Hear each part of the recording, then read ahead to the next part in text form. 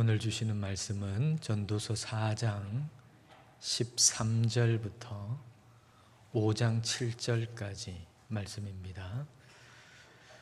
구약성경 952페이지 전도서 4장 13절부터 5장 7절까지 한 절씩 우리 읽겠습니다.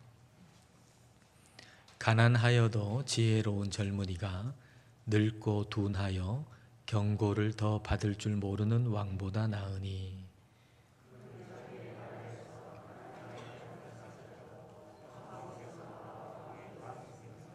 내가 본즉 해 아래에서 다니는 인생들이 왕의 다음 자리에 있다가 왕을 대신하여 일어난 젊은이와 함께 있고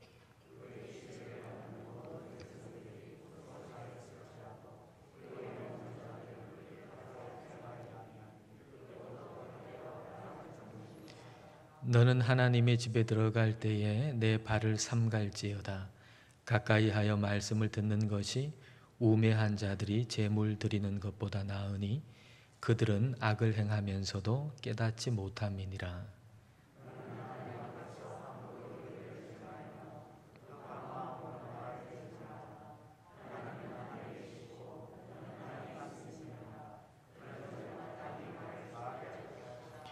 걱정이 많으면 꿈이 생기고 말이 많으면 우매한 자의 소리가 나타나느니라.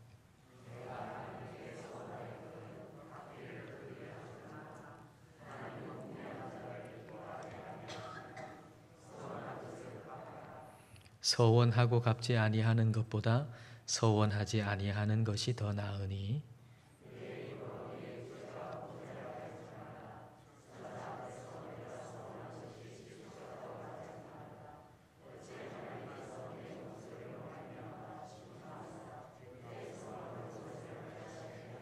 함께 읽습니다. 꿈이 많으면 헛된 일들이 많아지고 말이 많아도 그러하니 오직 너는 하나님을 경외할지니라. 아멘. 우리 옆에 분 축복하겠습니다. 축복합니다. 하나님께서 당신과 함께 하십니다. 사람에게는 다른 사람에게 영향을 끼치기를 원하는 마음이 있습니다. 다른 사람에게 영향을 끼치려고 하는 이 마음이 건강하면 다른 사람의 말을 경청하게 되죠. 그리고 소통하게 됩니다. 근데 그렇게 해가지고 다른 사람의 인정을 이제 받게 되고 또 힘을 얻게 되고 또 권력을 얻게 되면 그러면 이제 다른 사람의 말을 듣는 귀가 닫혀버리고 말아요. 그리고 그 권력자 주변에는 이제 그 사람의 비위를 맞추는 사람들로 이제 에워싸이게 됩니다. 그래서 다른 사람의 말을 듣는 경로마저도 차단이 되어버리고 마는 거죠. 그래서 이 권력이라고 하는 것이 결과적으로는 타락하고 마는데 오늘 전도자는 이런 과정을 거쳐가지고 이제는 더 이상 소통할 수 없게 된 그런 늙은 왕에 대한 이야기를 하고 있습니다. 13절을 여러분 보십시오. 가난하여도 지혜로운 젊은이가 늙고 둔하여 경고를 더 받을 줄 모르는 왕보다 나으니 지혜로운 젊은이가 있고 또 더 이상 경고를 받지 못하는 받을 수 없는 지경에 처한 아주 둔해져 버린 늙은 왕을 지금 비교하고 있습니다. 늙은 왕은 더 이상 경고를 받을 줄 모르는 거예요. 그만큼 권력이 강해졌다는 거죠. 그만큼 권력이 강해져 가지고 주변 사람들은 그 권력에 아부하는 사람들로 이제 넘쳐나게 되고 그리고 더 이상 이제 소통할 수 없는 지경에 빠진 그런 늙은 왕이에요. 근데 이 젊은 사람은 지혜로워서 다시 말하면 다른 사람의 말을 잘 듣고 소통하는 사람이에요. 근데 이 사람이 또 권력에 의해서 어려움도 당해요. 근데 결국 이 젊은 사람이 또 왕이 돼요. 자, 14절 볼까요?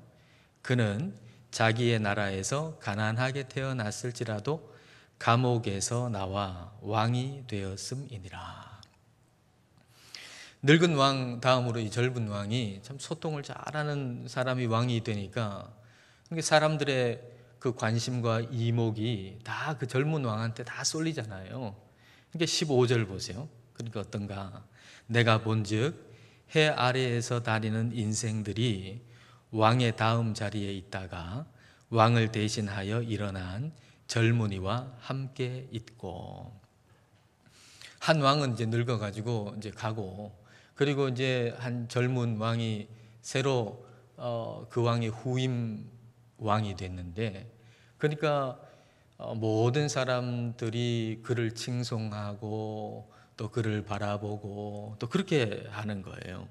그러니까 늙은 왕의 입장에서 본다면, 아니면 늙은 왕 그 측근에 있다가 함께 늙어가고 있는 어떤 권력자들 입장에서 본다면 참 허무한 일이죠. 허무한 일. 자기들이 권력을 잡고 있을 때는 모든 시선이 우리한테 주어졌고, 관심이 우리에게 주어졌고, 칭송이 우리에게 주어졌는데, 근데 이제 새 왕이, 새 권력이 딱 들어서니까 이제는 뭐 우리에게는 눈길도 주지 않는 거예요. 그 모든 관심, 칭송, 이게 새 왕, 새 권력에게 다 가버린단 말이죠. 그러면 이 젊은 왕은 또 기뻐할 수 있는가? 아니라는 거예요. 이 젊은 왕도 결국 같은 신세가 될 것이다. 그걸 얘기하는 게 16절이에요. 자, 16절 보십시오. 그의 치리를 받는 모든 백성들이 무수하였을지라도 후에 오는 자들은 그를 기뻐하지 아니하리니 이것도 헛되어 바람을 잡는 것이로다. 늙은 왕의 후임 왕한테 이제 칭송이 쏟아지죠. 근데 결국은 그 왕도 후임 왕도 같은 신세가 돼요.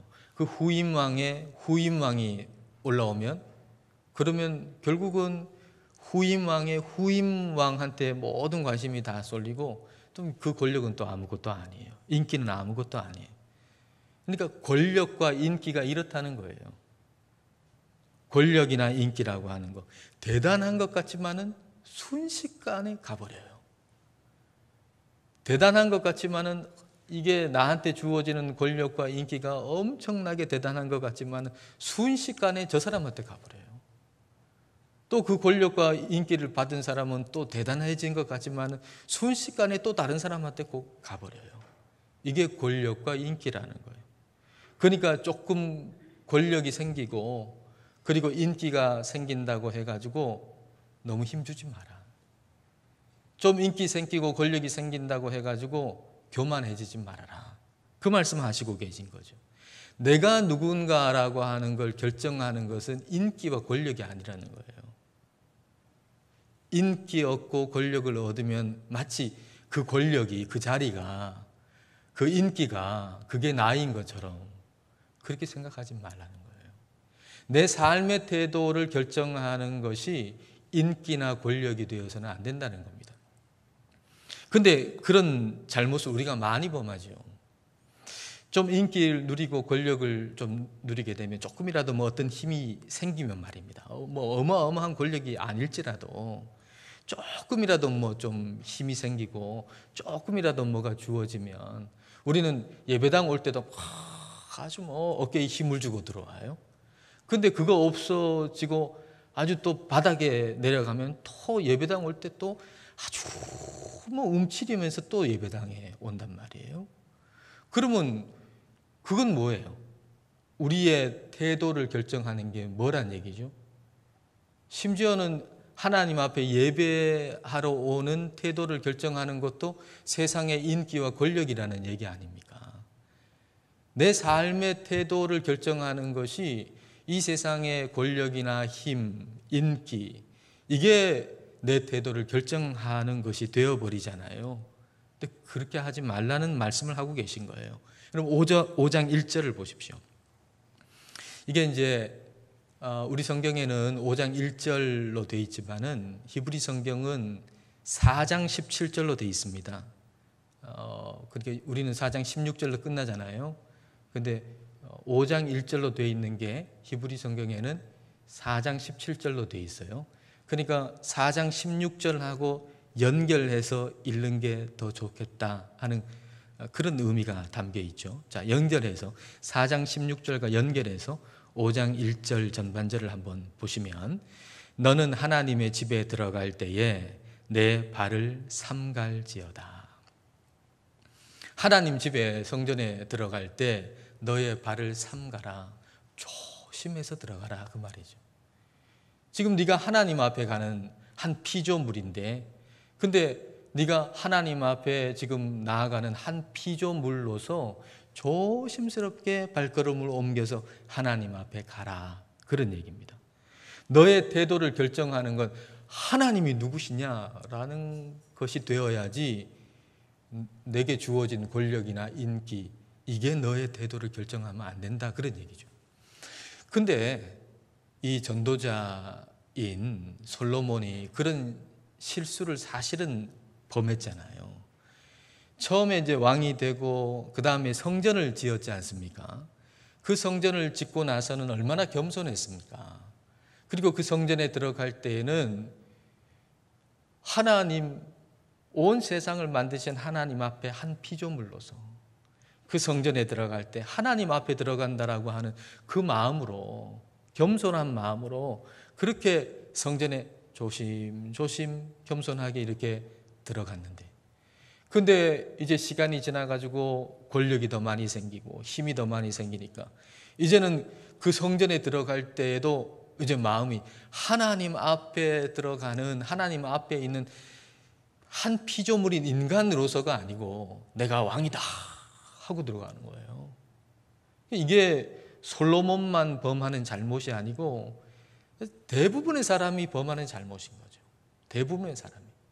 뭔가 주어지면, 그러면 하나님 앞에 겸손한 한 인간으로서, 아무리 인간이 높아봐야 하나님이 만드신 피조물 아닙니까?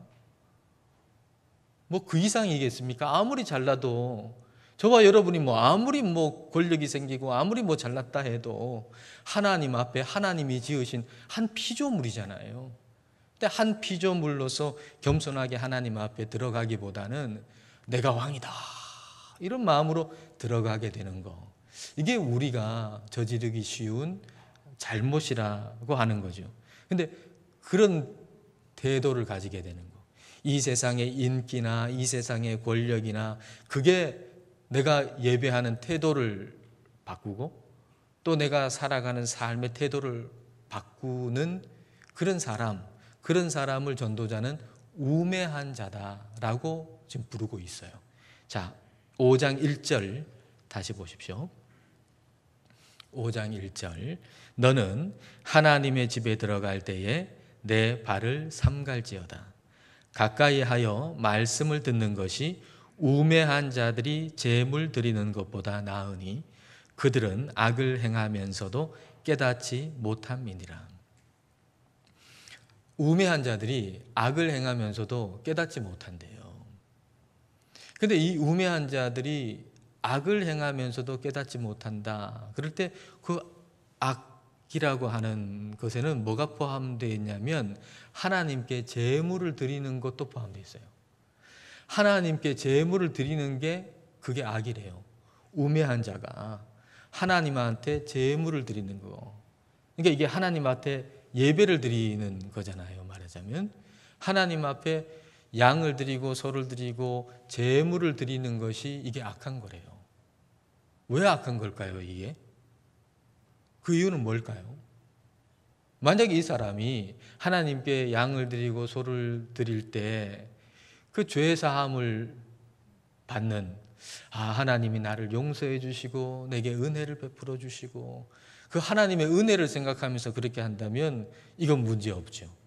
근데 이 우매한 자가 어떻게 생각하느냐 하면은 나는 양도 많아, 나는 소도 많아, 그러니까 내가 좀 죄를 지으면 양 드리면 되지 뭐, 소 드리면 되지 뭐, 나한테 양 많은 걸 소 많은 걸 내가 좀 죄 지으면 하나님한테 제물로 소 한 마리 드리지 뭐, 그러면 용서가 되잖아.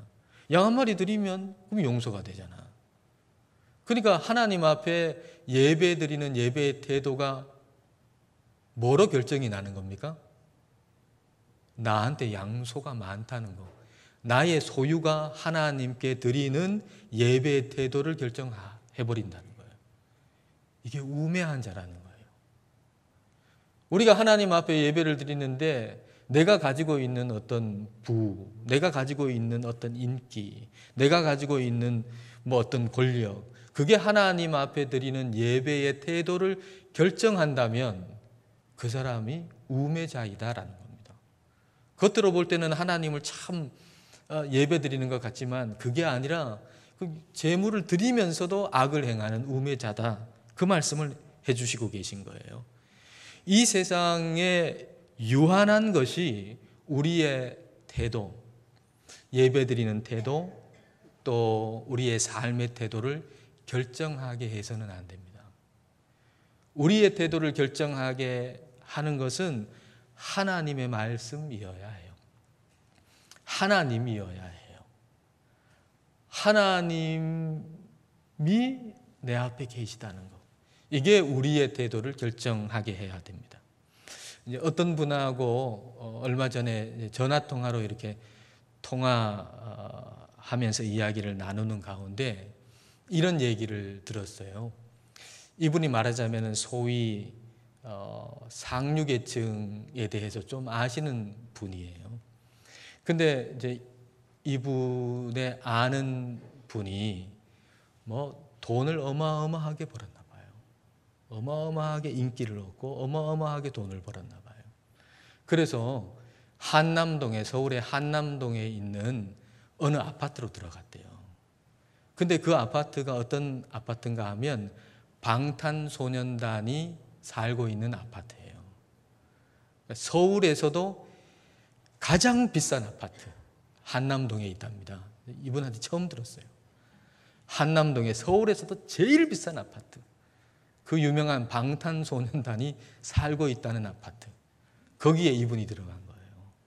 그러니까 이분이 들어갔는데, 근데 그 아파트에 들어간 다음에 태도가 바뀌었다는 거예요. 태도가. 근데 이분이 교회 출석하시는 분인데 통화하면서 이렇게 얘기하시는 거예요. 그분이 교회 출석하시는 분인데 그 아파트에 들어간 다음에 태도가 달라졌다. 과연 그분에게 믿음이라고 하는 건 무엇인가? 그런 얘기를 저한테 하더라고요. 제가 그 얘기를 들으면서 오늘 말씀하고 연결이 됐습니다. 우리의 태도를 결정하는 건 뭘까? 나의 태도를 결정하는 건 뭘까 하는 거예요. 만약에 여러분이 돈을 어마어마하게 벌어가지고 그 한남동 아파트에 들어가게 됐다고 해보십시다. 그만큼 여러분 인기를 얻었고 그만큼 상당한 지위를 얻었어요. 그러면 여러분은 어떻게 되겠어요? 그러면은 그 아파트에 들어간 다음에 이제 다가오는 주일에 교회 들어오실 때 여러분 태도는 어떻게 바뀌실까요? 똑같으실까요? 조금 바뀌실까요? 만약 바뀐다면 그러면은 내 삶에 있어서 굉장히 나에게 영향을 끼치는 건 하나님이 아닌 거예요. 하나님이 말씀이 아닌 거예요. 내게 영향을 주는 것은 인기이고 권력이고 부인 거지 하나님의 말씀이 아닌 거죠. 참된 믿음의 사람이라고 하는 건 뭘까? 어떤 사람일까? 참된 믿음의 사람이라고 하는 것은 내 삶의 모든 생각, 행동, 태도, 말, 글이 하나님의 영향을 받아서 나오는 거예요. 어떤 세상의 다른 무엇의 영향을 받는 것이 아니고 하나님과 하나님의 말씀의 영향을 받아서 내 태도가 결정되는 사람, 이게 참 믿음의 사람일 겁니다. 아무리 인기가 많고 아무리 대단하다 그래도 우리는 하나님 앞에 있는 피조물이잖아요. 이것보다 더 중요한 사실이 어디 있겠어요? 저와 여러분한테 아무리 대단한 게 주어진다 하더라도 저는 여러분에게 그러기를 원하지만 그러나 그게 여러분의 또는 저의 태도를 바꾸어서는 안 된다는 거예요. 우리는 어떠한 상황에도 하나님 앞에 있는, 전능하신 하나님 앞에 있는 한 피조물인 인간이라고 하는 사실을 우리는 잊어서는 안 되는 겁니다. 자, 2절 말씀을 보십시다. 자, 2절 같이 읽겠습니다. 너는 하나님 앞에서 함부로 입을 열지 말며 급한 마음으로 말을 내지 말라. 하나님은 하늘에 계시고 너는 땅에 있음이니라. 그런즉 마땅히 말을 적게 할 것이라. 하나님은 하늘에 계시고 너는 땅에 있다. 이거 잊지 말라는 거예요. 하나님은 하늘에 있고 너는 땅에 있다. 하나님은 전능하신 하나님이시고 우리를 만드신 분이시고 우리는 그분이 만드신 피조물이라고 하는 걸 잊지 말아라. 그래서 하나님에 대한 태도, 보통 우리가 다른 사람에 대한 태도가 말로 표현되잖아요. 그래서 하나님에 대한 우리의 태도도 말로 표현되는데, 그러므로 말을 많이 하지 마라. 하나님의 말씀을 들으려고 해라. 네가 하나님 앞에서 많은 말을 하려고 하지 말고 하나님의 말씀을 들으려고 해라. 그렇게 말씀하시는 거죠. 하나님은 하나님이시고 나는 그분이 지으신 피조물이라고 하는 사실을 잊지 말아라. 그 얘기입니다. 근데 그걸 잊어버리면 이제 말이 많아지게 되죠. 말이 많아지면 어리석은 말도 나오게 되고요. 또 자기를 과시하는 말도 자꾸 나오게 되고요. 그리고 또 그렇게 말을 내뱉고 나면 그 말에 대해서 또 책임지지 못하는 일도 또 생기게 되어버리는 겁니다. 자, 3절 하반절입니다. 말이 많으면 우매한 자의 소리가 나타나느니라. 6절도 볼까요? 내 입으로 내 육체가 범죄하게 하지 말라. 사자 앞에서 내가 서원한 것이 실수라고 말하지 말라. 어찌 하나님께서 내 목소리로 말미암아 진노하사 내 손으로 한 것을 멸하시게 하랴. 말이 많다 보면 하나님 앞에서 깊이 생각하지 않고 서원하게 돼요. 그러면 그걸 또 지키지를 못하게 되면 그 하나님 앞에 죄를 짓게 되는 일이 생기잖아요. 코헬렛이 전도자가 그렇게 해서는 안 된다. 이걸 계속 거듭거듭 강조하고 있습니다. 그렇기 때문에 말 한마디라도 우리가 신중하게 해야 할 겁니다. 특별히 하나님 앞에. 물론 우리가 사람하고 같이 있어도 거기에 하나님이 계시니까 그것도 결국은 하나님 앞에서 하는 얘기가 될 수도 있겠죠. 하나님 앞에 우리가 말 한마디라도 신중하게 해야 하겠다라는 겁니다. 자, 5절 말씀 보십시오. 서원하고 갚지 아니하는 것보다 서원하지 아니하는 것이 더 나으니. 서원, 하나님 앞에 내가 이렇게 하겠다 맹세하는 것 아닙니까? 그러니까 서원을 했으면 반드시 그걸 이행해야 되는데, 서원을 해놓고도 그걸 이행하지 않는 것보다 차라리 서원하지 않는 게 더 낫다, 이렇게 말씀하고 계세요. 근데 이 말씀은 하나님한테 뭐 어떤 약속도 안 하고 그냥 하나님하고 적당한 거리를 두고 그렇게 뭐 미적지근하게 하나님하고 그렇게 살아도 된다, 이런 얘기는 결코 아닙니다. 이 얘기는 서원 안 하고도 반드시 행해야 할 일들은 그냥 서원 안 하고도 하면 된다는 얘기예요. 서원 안 하고도 우리가 순종하고 하면 될 일이 많아요. 하나님 저한테 이렇게 해주시면 제가 11조 드릴게요. 그런 서원 하지 마세요. 11조는 당연히 하나님께 드려야 하는 건데 뭘 서원을 해요? 서원하지 말고 그냥 하나님 앞에 드리는 거예요. 하나님께서 저한테 이렇게 해주시면 제가 전도 열심히 할게요. 그런 서원 하지 마세요. 그냥 열심히 전도하세요. 하나님 말씀을 전하는 거, 복음 전하는 거 우리에게 맡겨진 사명이고 우리가 해야 할 책임인데 뭘 그걸 서원을 해요? 하나님 이렇게 나한테 해주시면 예배 열심히 드릴게요. 예배 열심히 드릴게요. 안 빠지고 드릴게요. 그런 서원도 하지 마요. 하나님께 예배 드리는 거 당연히 해야 할 일인데 뭘 그걸 가지고 서원을 해요? 서원하지 말고 하나님 앞에 예배를 열심히 드리는 건 마땅한 거예요. 마땅히 해야 할 것 가지고 소원하지 말고, 그렇게 마땅히 해야 될 것 가지고서 소원해놓고 안 지키면 그거 정말 하나님을 무시해도 너무 무시하는 거죠. 우리 사람한테도 안 그럽니다. 사람한테도요, 마땅히 해야 될 거 하겠다고 얘기해놓고 안 지키고 그러면 다 신뢰를 잃어버리잖아요. 사람도 그런데 하나님 앞에 그렇게 약속해놓고 안 지킨다 그러면 하나님을 너무 무시한 일이죠. 큰 죄를 짓는 것이죠. 하나님과 우리 사이가 벌어질 수밖에 없는 겁니다. 근데 서원하는 경우가 더 좋은 경우도 있어요. 지금처럼 서원 안 하는 게 더 나은 경우도 있지만 서원하는 경우가 더 좋은 경우도 있어요. 성령님이 우리 안에서 역사하셔가지고 뭔가를 이야기하게 하시는 경우도 있어요. 그래서 하나님 이렇게 하겠습니다라고 성령님께서 이야기하게 하시고 그걸 행하게 하셔서 결국은 하나님이 내 안에 계신 성령님이 그 일을 하게 하셨다는 것을 보여줘서 결국은 소원한 것이 더 유익하게 하시는 경우도 있어요. 그러니까 어떤 경우든지 말입니다. 소원 안 하는 게 더 나은 경우도 있고 소원하는 경우도 더 나은 경우도 있는데 어떤 경우든지 우리가 잃어버려서는 안 되는 태도는 하나님을 경외하는 태도. 이걸 잃어버려서는 안 된다는 겁니다.